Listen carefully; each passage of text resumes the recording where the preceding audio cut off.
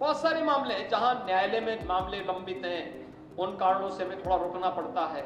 और हम तो ये मान के चलते हैं कि अंततः हमारी जीत होनी है। हमने अयोध्या के लिए 500 वर्षों का इंतजार किया, लेकिन संघर्ष से कभी पीछे हटे नहीं, और अंततः परिणाम आया।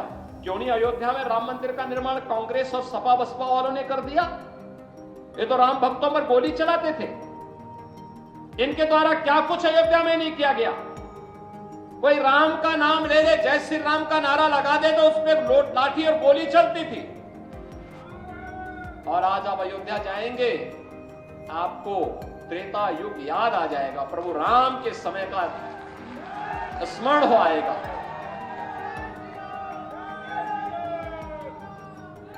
हेमा मालिनी जी तो अयोध्या गई थी, उन्होंने प्रभु राम के सामने मंचन किया और वे स्वयं अभिभूत थी वहां देख करके कि अयोध्या पहले पतली गलियां थी, कुंज गलियां थी, मथुरा वृंदावन की तरह ही कुंज गलियां थी। और आज आप जाके देखिए 4 लेन और 6 लेन आपको दिखाई देगा वहां पूरा। हर व्यक्ति खुश है, व्यापारी खुश है, वहां का नागरिक खुश है, होटल संचालक खुश है, रेस्टोरेंट संचालक खुश है, फूल पत्ती बेचने वाला खुश है, टैक्सी चालक खुश है, नाविक खुश है। और सबको खुशी इस बात की है कि 500 वर्षों के बाद मोदी जी के प्रयास से अयोध्या में प्रभु राम लला के विराजमान हो गए हैं और उनकी इनकम भी कई गुना बढ़ गई, कई गुना बढ़ गई।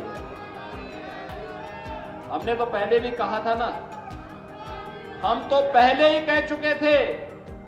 हमने काशी और अयोध्या में जो कार्य कराना था उसको लाइन अप कर दिया है।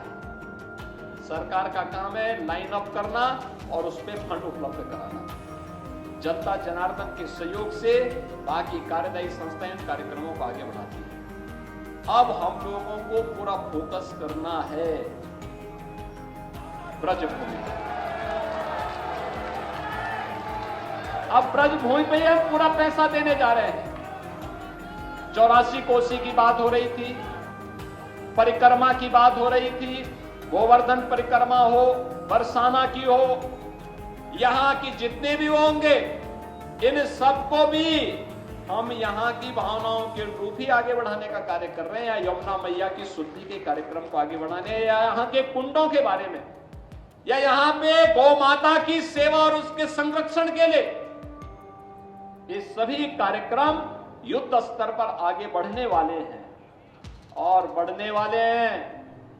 इसके लिए आवश्यक है कि यहां से चुनाव जीत करके भी तीसरी बार पिछले 2 रिकॉर्ड को तोड़ते हुए हेमा मालिनी जी फिर संसद में जाए।